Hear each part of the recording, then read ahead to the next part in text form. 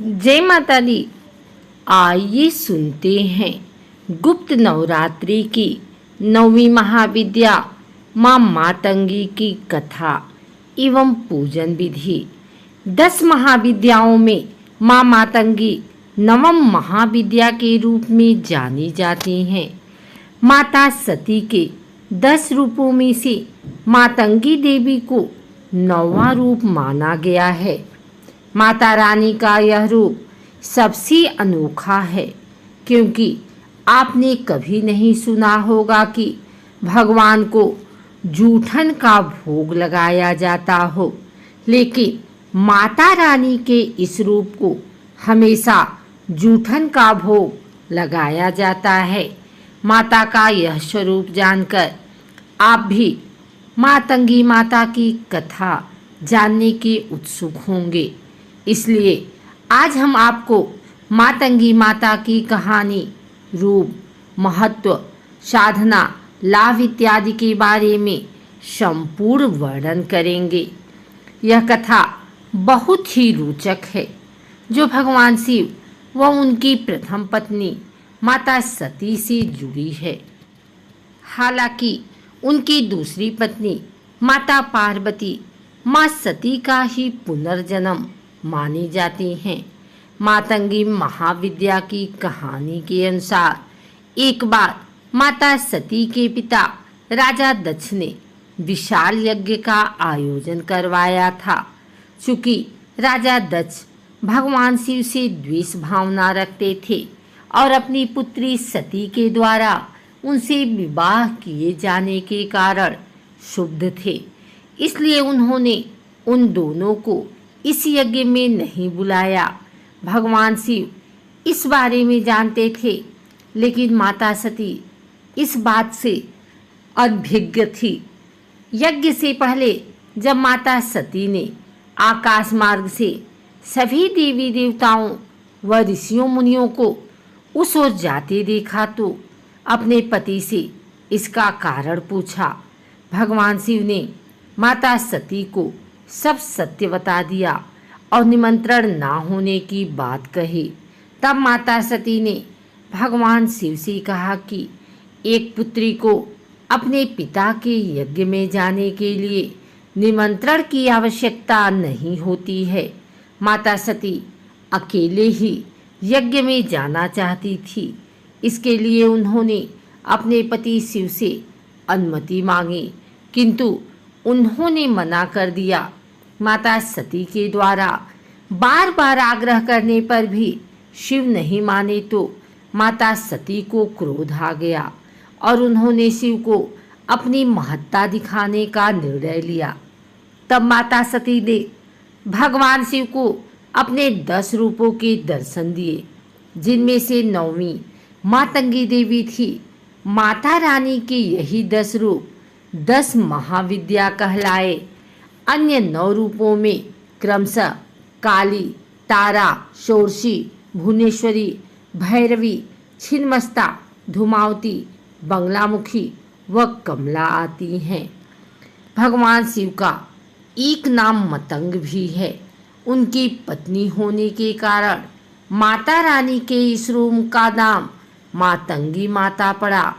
मातंगी से तात्पर्य माँ दुर्गा व माँ सरस्वती के रूप से भी है। माँ का रूप कई अर्थों में माता सरस्वती के समान है, इसलिए इन्हें तांत्रिक सरस्वती के नाम से भी जाना जाता है। माता रानी एक सोने से सुसज्जित सिंहासन पर विराजमान है। उनका वर्ण गहरा हरा है तथा उन्होंने लाल रंग के वस्त्र पहने हुए हैं। सोने के कई आभूषण भी माता रानी ने धारण किए हुए हैं। उनके सिर पर एक मुकुट है, जिस पर चंद्रमा सुसज्जित है। उनके केस खुले हुए हैं तथा 3 नेत्र हैं। माता रानी के 4 हाथ हैं, जिसमें उन्होंने तलवार, फंदा व अंकुश पकड़े हुए हैं। एक हाथ में अभय मुद्रा में है। माता रानी के कुछ अन्य रूपों में उन्हें दूसरी वस्तुएं पकड़े हुए दिखाया गया है, जैसे कि खड़ग, जपमाला या पुस्तिका इत्यादि। उनके सामने माँ सरस्वती के समान बीड़ा रखी हुई है। इस कारण उन्हें कला व संगीत की देवी भी माना जाता है। माँ के कुछ चित्रों में उनके 4 से अधिक हाथ दिखाए गए हैं, जिनसे वे बीड़ा को भी पकड़े हुए हैं। अब जानते हैं कि माता मातंगी का जन्म किस उद्देश्य से हुआ था। माँ सती ने अपनी विद्याओं में से एक रूप माता मातंगी का दिखाया था, लेकिन उनका असल में प्राकट्य कैसे हुआ था, इसके बारे में जानना भी आवश्यक है, ताकि उनके बारे में अधिक जाना जा सके। इसके पीछे भी एक रोचक कथा जुड़ी हुई है, जिस कारण माता रानी के इस रूप को जूठन का भोग लगाया जाता है। दरअसल एक बार भगवान विष्णु माँ लक्ष्मी के साथ कैलाश पर्वत भगवान शिव व माता पार्वती से मिलने गए। भगवान विष्णु अपने साथ भोजन भी लेकर गए, जिसे उन्होंने शिव व पार्वती को खाने के लिए दिया। जब शिव व पार्वती उस भोजन को खाने लगे तो थाली में से भोजन का कुछ अंश धरती पर गिर गया। भोजन के उन्हीं जूठन अंश में से माँ मातंगी का जन्म हुआ। इसी कारण माता रानी के मातंगी रूप को हमेशा जूठन का भोग लगाया जाता है। जूठन में से उत्पन्न होने के कारण उनका एक नाम उच्छिष्ट मातंगिनी भी पड़ा, अर्थात जिसे बचे हुए भोजन या जूठी का भोग लगाया जाए। माता रानी के साधना से क्या होता है लाभ? चूँकि माता मातंगी का यह रूप माता सरस्वती के समान है, इसलिए इनकी साधना करने से हमें माता सरस्वती की पूजा के समान लाभ भी मिलते हैं। इससे व्यक्ति की बुद्धि व विद्या का विकास होता है तथा वाणी मधुर बनती है। माता मातंगी के आशीर्वाद से मनुष्य को कला व संगीत के क्षेत्र में उन्नति देखने को मिलती है। इसके अलावा मातंगी माता की पूजा करने से किसी प्रकार का जादू टोना या माया से छुटकारा पाया जा सकता है।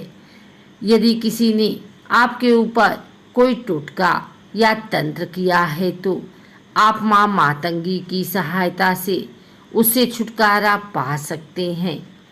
तांत्रिकों के द्वारा माता मातंगी की पूजा किसी को वश में करने या उसे सम्मोहन में लेने के उद्देश्य से भी की जाती है।